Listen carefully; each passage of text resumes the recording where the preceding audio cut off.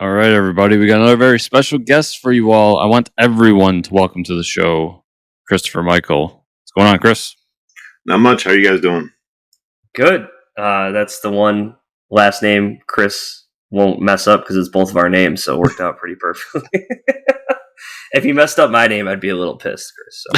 So, yeah, dude, thanks for being here. Can't wait to talk to you because Chris and I both love D&D and comics, so this seemed to be right up our alley. And it's your first time here, so we have to put you through the gauntlet of your origin story of comics and what got you into them. So let's start there. How did it start for you? Well, I've been into comic books since I was a little kid. I grew up on them. Somewhere in my wall back there is my first comic, New Mutants, one of the early ones.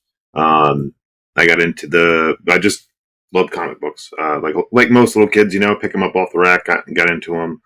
As a kid, my 4th birthday cake was a Batman cake. My first Halloween costume that I got to choose was Batman. He was always a cool character. As I got older, got into Wolverine and X-Men there when Jim Lee was doing it. And then just fell in love with Spawn and Youngblood, Wetworks, like a lot of the Image stuff. As a kid, the violence, the women, and just the pouches and weapons were freaking cool. Yeah, so, giant guns, tons of pockets and pouches. Yeah. I mean, those comics were made for those kids. They were a bunch of adults making comics for kids because they were kids at heart. It was great. Yeah. And I followed comics right through the 90s. I graduated early 2001, and the year I graduated, I started playing music and was on the road until 2009. And so for those years, I really didn't do much. I didn't even get to play video games that much. Oh my god! That's so I kind of got out of comics, and then right around 2012, 2015, I started getting back in. It was right. I started picking up like graphic novels because they had the trade paperback full of tons of issues to get back on, and I got lost. Like I didn't know where X-Men was. Like that whole season, like everything just changed. It wasn't anything that I remembered. And then, so I kind of didn't really get back into it. I started reading Spawn again because that series stayed pretty consistent. But in 2019, my friends and I, we hadn't played D&D in about 10 years.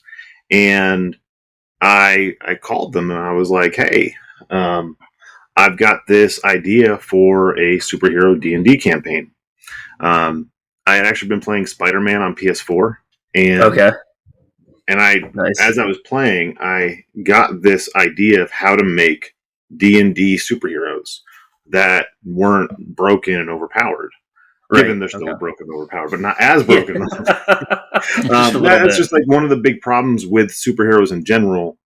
You make a superhero, and I'm seeing this just in every new hero that comes out. Everybody wants the hero to be so powerful. And I feel like those and this is one of the reasons we never really played superhero D&D, was because your omnipotent hero has no challenge. The only challenge you have is a stronger enemy.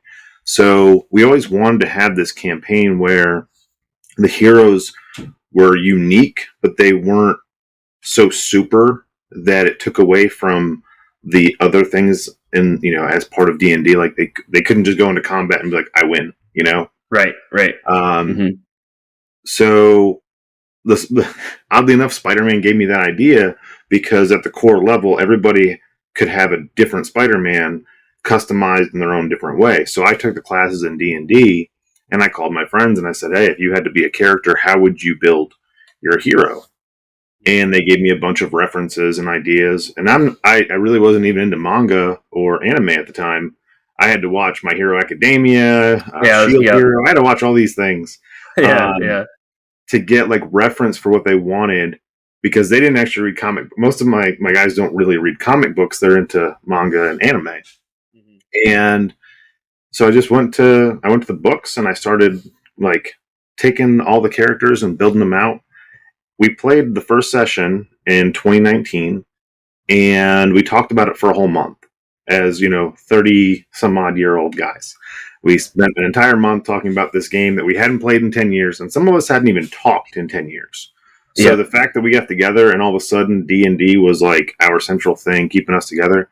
I was bored. I had a tablet with a pen on it, and I was like, hey, I'm just going to draw. So I started drawing some of it out. And then this bug hit me that I wanted to turn the thing into a comic book. So I started drawing it, and it just kind of, it was a snowball effect. I drew one issue, and I've got to preface this that I have zero like comic book art background. I never really even did much art to begin with. I can draw. I could draw, but I didn't like pursue it. And my wife is phenomenal. So I spent 3 months working on this thing, and I give it to her on my tablet. And mind you, like I'm staying up till 2 and 3 in the morning working on this, you know. Yeah. And she looks at it and she goes, 17 pages. And again, my wife's phenomenal. She's absolutely amazing artist. And I should also preface, I chased this one for 11 years, and we had only been married for like 3 or 4 years at this point. And so, you know, when I hand her something that I'm really proud of and I'm excited about, and then I get back, it's okay. And she literally hands it to me and like doesn't even say anything, just hands it to me. And I was like crushed. Yeah, it crushes your dreams. Yeah. So the next day, you know, she just went back to watching TV. She just handed me the tablet and went back to watching TV. Wow. And I was like, well, damn, you know, that sucks. Yeah. And next day I said, well, I can either give it up, you know, this idea that I had of making a comic book is gone, or I can work harder. So I went out, I bought an iPad, and I got the iPad Pro with the Procreate, and I did all this like research on what people were using. And I came home and I started drawing again. And I went to her and I said, hey, what do you think? And her words to me were like, oh, you're actually going to do this? I was like, yeah, I really want to. Yeah. And so she's like, well, if you want to do it, let me help you, because she's a great artist. She's a photographer by trade. So she knows angles and she knows anatomy very well. Yep. And so she just, she destroyed my work for about 3 years. She would go in on every book, every page, every book. She would edit it, and she'd circle things, she'd erase things, she'd draw over top of things. And I had to give up an ego real quick and say, well, if I want to get better, I should learn from someone who knows what they're doing. And I downloaded all these different classes, YouTube stuff, like just taught myself how to do art. And I released the first book July of 2020. I put it on Kickstarter to begin with. I didn't know anything about Kickstarter. Just like most things that I dive headfirst into, I just don't even know anything about them. Yeah. And I only really needed about $400, $500. But all the research I did said ask for like $1,500 because you have all these other expenses and things. And it didn't fund. I made like $700 something, and I didn't even know how to promote. I didn't have an Instagram. I didn't have Facebook. Nothing. I just put it up there. And I had like 35 backers. And so it failed. And I was pretty bummed. And I went to a friend online. We were talking. He's like, you're doing comic books now? He's like, I remember you did music and now you're doing comics. What's up with this? Yeah. And he was like, well, I don't know if you know this, but I got into pop fields when they first started kicking off. He's like, I have a private jet that I'm sitting on talking to you. So how much do you need? And he shot me $500 on Facebook. That's amazing. Like, yeah, he goes, everything you do, you put your heart into. So I know it's going to be something. He goes, I don't even read comics, but, you know, do something with this. Yeah. And so I printed the books, I paid the colorist, and I contacted everybody that backed the book on Kickstarter. And I said, hey, you know, I'm going to send you a free book because you believed in it before I even knew what I was doing with this. And now someone else has funded this. I want to at least give back to you the effort. And most of those people came back for book 2 and 3 and 4. And I have some of them that have been on since day one. And now we're releasing our 7th issue. And, you know, every book got better and better artistically. My wife on book 4, she was like, I don't need to help you anymore. And that was probably the most like cool experience ever. Cause you know, this woman's been in my life for 17 years. And for her to say, yeah, I really don't need to edit anything. She'll make some comments here and there. Like maybe you should do this or do that, but not erasing pages and literally like soul crushing moments where I put all this work into a piece. And she doesn't use Procreate. She's a Photoshop person. So she would sometimes just like do things her way, and it would totally mess up everything, and I'd have to spend 2 hours Oh fixing it. no. Oh But it would come out no. better, and so I Yeah. appreciate everything she ever did for me. But Wow. that's the journey, and we're in the seventh book. We've done every Kickstarter except for the first one has been very successful. Repeat, readers back and forth. I've got a lot of adults that tell me they can't even read their books because their kids take them, which is really cool. We have a talking cat in the book, and all the kids love the talking cat. So hey, as a dad, that's freaking Yeah. awesome. Yeah. In fact, I did my reunion show last night, and a guy walked up to me. He's like, "Hey, I bought your book, and I released a trade paperback. It's 225 pages." And he's like, "Yeah, I'm trying to get caught up, but my kid's read it 3 times, and he told me if you ever kill off that cat, he can't read it anymore." And so Yeah, that's it was freaking cool. now that you're talking about that, I want to talk about Crit because the one thing that I really enjoy is the different characters that you have. So can you talk? Did you develop those characters with all your friends from the campaign, and that's kind of how it got made into the story, or were these characters kind of just your idea? No, so I approached them, and because a lot of them hadn't played D&D in a long time, I didn't want to overcomplicate the idea of role playing. Yep. And the easiest person to role play is yourself. So Right. I said, hey, these characters are you, but you in this position. So that way they could react naturally, and we wouldn't have to do a lot of character development because I just wanted to enjoy the game. Right. And so they are based off of real people. They had a lot of input on the character design itself. They had a lot of input on the character's abilities, what they wanted to be based off of. I just did the creation portion of it, the balancing of it, and the storytelling.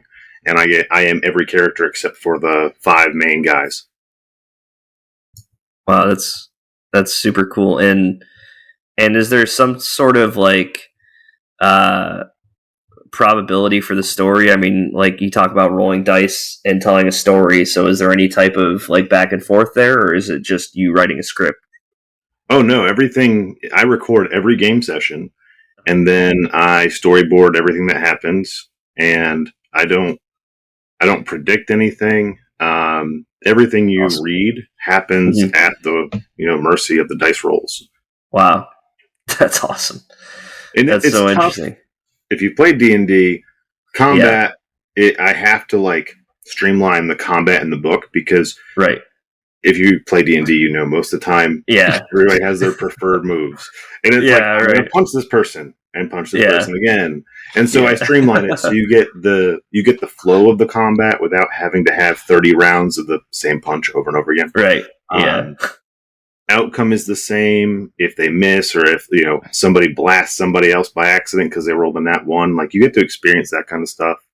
That's hilarious. I've thought about that as like a fantasy story to like do it like D&D campaign, but I feel like it'd be funny once because like they punch over and over again, and then like you punch, oh the guy missed.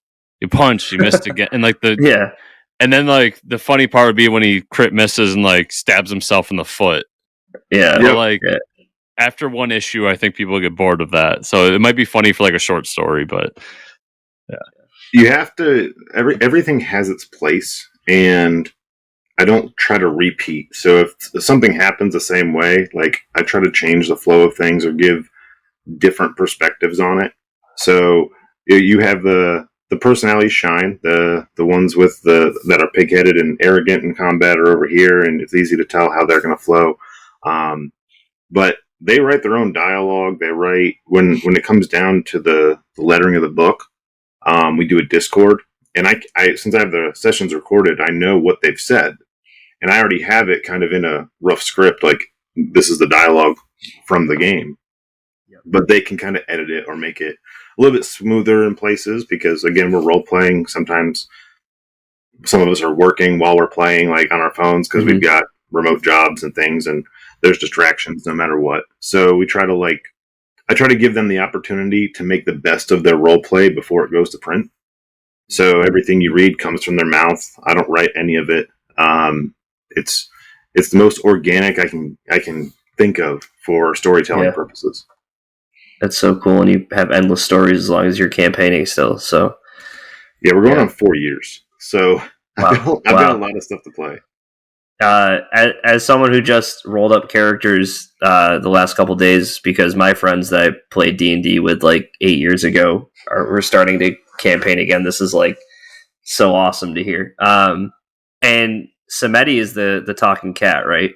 Yes, he's So right over let's. here. Actually, I made a stuffed animal of him a few years ago. Yeah, I heard there's a plush Yep. available on the website.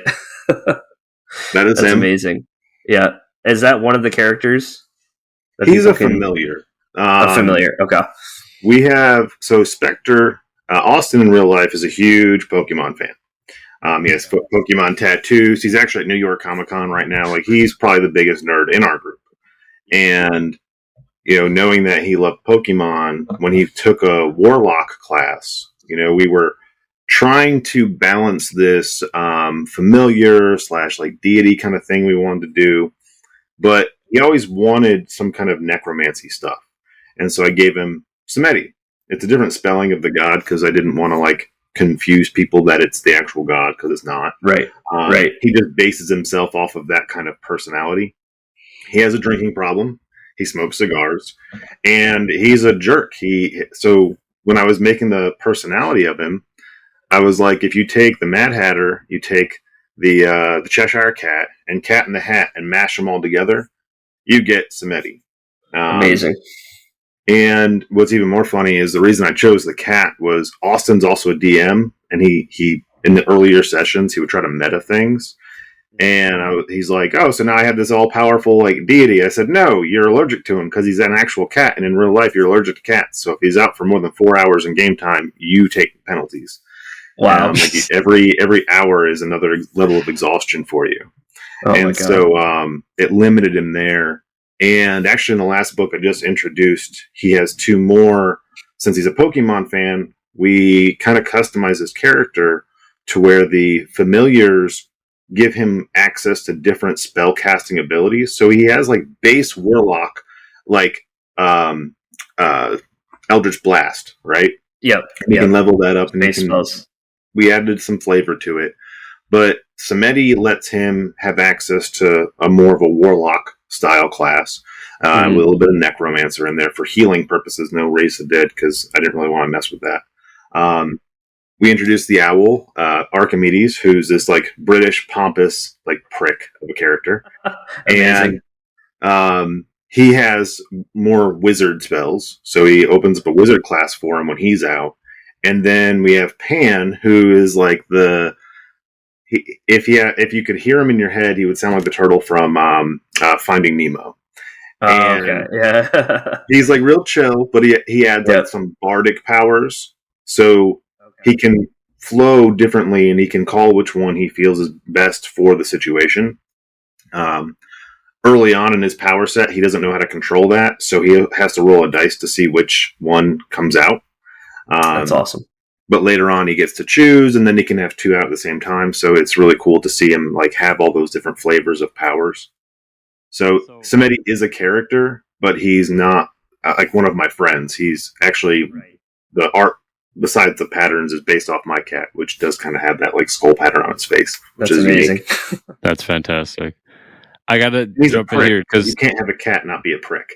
Oh yeah, yeah, for sure. That's true. Yeah. Mine's right over there. So as Mike was saying, I'm part of that group that we just rolled new characters. So I pulled out my role playing folder the other day and was looking through it, and it's got my old character from an old campaign I did, where I also tried to do a Pokemon style character. I went Druid with this because I was going to try to control animal, and I had like an animal that went around my pouch with me and everything. But yeah, so it's funny you say that because I actually tried that at one point in a campaign, and it worked for a while. It was really fun. That's awesome. So that's one thing I love about D&D is you can really make anything you want. They have like the rules out there, but really you can customize that and do whatever you want with it and make your own setting, your own game. It's so much fun. Oh yeah, there is actually there's a bunch of like different modules you can add to it, like what you said, what you're doing with yours. for different styles. And I've seen like a full on Pokemon one. I've seen a bunch of different ones. It's one of the beautiful things about the game. Like, if anyone doesn't play it, it's an amazing game. Yep. Yeah, and it can be intimidating to people because of the math. I've heard so many different like things of why people are afraid to get into it. And if you have the right DM in the right group, it's always fun because, you know, and I've played with a bunch of different DMs. Actually, I made a DM once, not only quit playing D&D with us, but he worked for me and he quit his job the next day. Oh my God. Yeah, I was a player in his campaign. It was the first time I ever played D&D, and I hated. Actually, it was the worst experience I had ever had. Oh my God! It's not a PG story. Like he tried to. Yeah. He gave me the power of body. I was like He-Man mixed with Mr. Fantastic, and so he gave us each like these different like specializations. Like I had body, one guy had mind. This, like we all had these different things. And I was like, so I can grow any appendage I want as long as I want. Like, if I want my arm to be this big, he's like, yeah. No problem. And we had a guy that had the power of mind, and I was like, he put this demonic, like, giant thing in front of us, and I really got tired of playing. We didn't get to roll anything except D20 to decide if something happened, and we didn't roll it. He rolled for us. We didn't make our. Oh, that's the worst. Everything was 20. Like he maxed out everybody, and it was. I've never played a session like that ever since then. Yeah. And I've played with a bunch of different groups. And things would happen that didn't make sense. Like his wife played and she got to do whatever she wanted. But if I was like, hey, I just want to open this door, he's like, rolls the dice. Nope, you didn't. I'm like, she literally wanted to do the most complicated thing and you just said yes. Yeah. And so that's not fun. We tactically got the mind guy to go first. And I was like, I want you to daze it and make it like in this trance so it has no idea what I'm doing. And so the roll happens. It's like, yeah, that happens. He's in trance. Chris can distract him, fight him. And I was like, cool. I was like, well, I want to flank him. And he goes, okay, hey, you can flank him. That's fine. I was like, so I can move over here. I can get right behind him. He goes, yeah. And I was like, cool. And I'm like little, I'm like, all right, so I want to grow to like the size of this thing. He's like, okay, cool. And so he rolls and I'm like, so I want to like try to grapple it. Can I grapple it? He's like, yeah. He's like, roll. He's like, yeah, that's a good roll. Yeah, you can grapple this thing. He thinks I'm like trying to wrestle. I said, yeah. Cool. Now I want to. And is this a PG show? No, that's not. Oh, there you go. Cool. I was like, so I want my dick to grow so big that it goes straight through him. And he goes, what? And I'm like, yeah, so this is a new move we're going to create. It's called the mind fuck. He entrances it and I fuck it. And he closed his book. He packed his stuff up, looked at his wife, and he's like, oh, angels descend from heaven and destroy all of you. I'm going home. Wow. And I was like, what? He was so mad. Him and his wife leave. And the next day he doesn't show up for work. And I call him and he's like, yeah, I'm going to transfer down to Wilkesboro. I don't want to work here anymore. Oh, I was like all over D&D. I screwed up his campaign and I made him switch his job. Wow. You mind fucked him in real life too. Holy I did. Shit. I did. Wow. I never saw him again. Actually, so I was a DM for that company. It was GameStop. And anytime I showed up, he would not be working. That is amazing. That is so amazing. Funny. Wow. So we actually made a character in the book based off of him. And yeah, like because of the character he would always play was called Sanguine. So I put him in the book and he's one of the nemesis in the book. Oh my God. I'm going to have to look for that. So if he ever reads it, whatever. But yeah, whatever. Freaking hilarious. That is absolutely amazing. And that's what I love about D&D is you always have a story, right? Yeah. Oh yeah. So many stories. Yeah. I'll never forget. I was with a group, and the short version is the DM was trying to get us to see that like this giant arrow had been cut into the mountain to point us in a direction. Like he's literally just like, just go this way. And we couldn't put it together. And one of the guys is like, what happens if I put the tip of my arrow to the tip of the mountain? And he just like snaps and goes, it's a fucking arrow. go that way. It's pointing in a direction. I think we sat there for maybe almost 2 hours, like trying to figure out the puzzle, and he got so upset with us. He's like, "You guys are probably the dumbest group." Oh, that's right. I forgot you were in that group. Yeah, I was there. Yeah, it's one of my favorite memories. Just because he got so mad. Yeah, your he didn't quit his job and leave us, though. He kept going. Yeah. Sometimes I feel bad, but I love telling that story because it's the worst session. I almost quit playing D&D, and that was the first time I ever played. They had actually begged me to play D&D, and I was like, I'm not that big of a nerd. Like, I really don't want to do it. And how they got me in was they were like, well, you like, Star Wars, the KOTOR. They're like, you like that? You like all these BioWare games? They're like, BioWare literally uses D&D rules to make their games. Yeah. And I was like, oh, okay. So, similar situations. I understand it now. And after that, I was like, yeah, I don't think I want to play anymore. And the guy who's Caliber in my book was our forever DM until I took over. And he homebrewed a Mass Effect campaign. Was like, hey, like, you hate this stuff, so how about I make Mass Effect? So he goes home, he uses like 3.5 in Future and makes Mass Effect. And I was like, cool, I can play this because I know the setting, I can relate to the characters, and I can play this. And we played that for 2 years, every Sunday for 2 years. That's amazing. And then we all kind of moved and did other things. And that was my favorite. To this day, we still talk about that campaign. That's so awesome. And everybody I talk to that plays D&D, they're always like, there's always that story, Yeah. And with Crit, we kept having these stories, which is why I was really glad we could put it on paper. Because we always said we wanted to do something with one of our campaigns. Oh, it'd be cool if that was a book, or that'd be cool as a cartoon. And I just decided to do it. So I think that's great too, because we'll tell these funny D&D stories to our friends that weren't at the session or don't play these types of games, and it's hard to like get them to be like, wait, so this all really happened? Or like, no, it's like you guys are just sitting around a table. It's like, yeah, but it was awesome. It was hilarious. And like, it's hard to like get that through. So now that you have this medium of a comic book, I think that's pretty awesome to like show it off. I think that's really cool. It's cool too, because we've had people, like for instance, actually the guy who plays Caliber last week, he called me and said, I just spent $1,500 on a gun. I'm like, okay. He's like, and I blame you for spending all that money. I'm like, why are you blaming me? He goes, because you drew me with this kind of gun in the book, and now I really wanted one, so now I had to go buy one. I had to go do it. I had to buy one.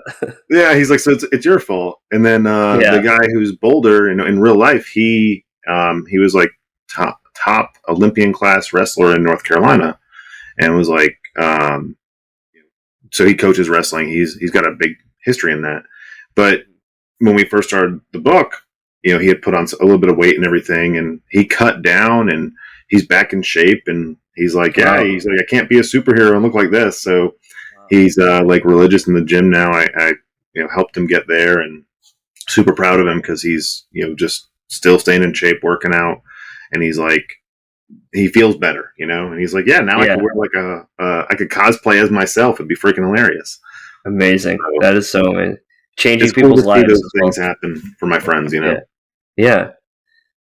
So we have issue 7 coming out on Wednesday. Oh, today, as people are listening to this episode. Hitting Kickstarter. Yeah, on Kickstarter. So, anything you want to tell us about the Kickstarter at all, or? So every issue, I try to go for a different, like, directorial approach, depending on the content that's there. And this one plays out like an episode of It's Always Sunny in Philadelphia meets Ninja Turtles. So if that appeals to you, definitely like it. There's in this book, they start their own coffee shop, right? They left their employer, and I was like, well, you need to have a source of income. So they had made a contract with their old employer to still be able to do like some heroing for them, because they were like kind of like heroes for hire. But that contract is limited and runs out. And I was like, how are you guys going to afford the suits, the bullets, everything? And they had this idea for a coffee shop. And they're like, we're going to make a mobile coffee shop, and we're going to go around the city, and we're going to be superheroes selling coffee. And that way, when something bad happens, we can jump out and we can be ready to fight. And we'll just, let the animals run the coffee shop. That's what happens. And in Wow. this one, they're arguing over all, because not all of them really wanted to do it. They were kind of forced into it. So there's some struggle there, arguing back and forth about how the coffee shop should be. And then a big giant robot ends up attacking, because that's a thing, Yeah, and of course. they have to fight this big giant robot now. And it's a 20-foot tall thing that they gotta take on. And the one guy who's the tech guy didn't even show up, so he's like he's in a lab somewhere doing something. So in game, they actually had to call him for help because he didn't show up that day. And he's like, "Yeah, Chris, you could just role play my character." And so we were on the phone, and he's texting me back and forth because he had to take care of his kid. He couldn't make it that day. And so I thought it was funny that he could like remote in and let me role play his character for a little bit. And that's pretty funny. I was like, I'm going to roll for him. I'm not like making this stuff happen. And he shows up and winds up saving the day a little bit. But it's a lot of fun. Every issue we focus on just having fun, because that's what D&D is about. There are some serious undertones and story building aspects that are in there, but the main story is always going to be fun. This one, we actually on the Kickstarter for all U.S. backers, because I can't ship internationally on this. I have our custom energy drink. I got that made, so we'll have those. I've got 8 cases. They're 12-ounce cans per order. So you get your own custom crit energy drink. We've got 4 different covers by some amazing artists that are going to be on there. Collector cards. You can get the stuffed animal. That's an add-on. And if you're new to the campaign, you want to catch up on it, I have all the books available. And for all new readers, I do tell them, if you go to my website, homebrewedcomics.com, you can download issue 0 for free. It's free on the site. That way you can see if the storytelling aspects and everything are for you. If you like the content, come back for more and check us out. We'll be running until November 4th. Day 1 backers, I am offering 2 early bird tiers. Both of them have free U.S. shipping. So you can take advantage of that. And we got a cool, you can't have a Kickstarter without a t-shirt. So there's that. And then my big tier, I am just now finalizing the order for a couple metal covers. So one of them will be done in metal. And there will probably only be 10 of those made, because those things are ridiculously expensive. So you can get in on that. And we have a trade paperback. There's so much content after 7 issues that you can definitely be reading for quite a while. So that's awesome. Did you ever at any point do like character sheets for all the, like, as a add-on or anything for backers? Yeah, so we I actually had the beta. We're still beta testing all the classes. So I made the game beta, and so you can see. Oh wow. Yeah, it's just like 26 pages of just character sheets and equipment, because it's modern stuff. So you get the first 5 levels of every character in the book. This will be on the Kickstarter as well. And there's a tier for people who want to play D&D with us. We have 5 slots, and we'll make your own, crit-based characters with you, and we'll DM 5 sessions. So, and at the end, if it fits, and it all depends on if it fits, because sometimes you get some really crazy people in there. Some of those characters might be able to transcend into the story at some point. We've got some spaces later on in the story where it'd be kind of cool to have your character be seen in our book. And the goal for me when putting that out there is to get people who wouldn't play D&D to sign up, get something they're familiar with, be able to have the comic book and see how it plays out, and make your own character and have fun.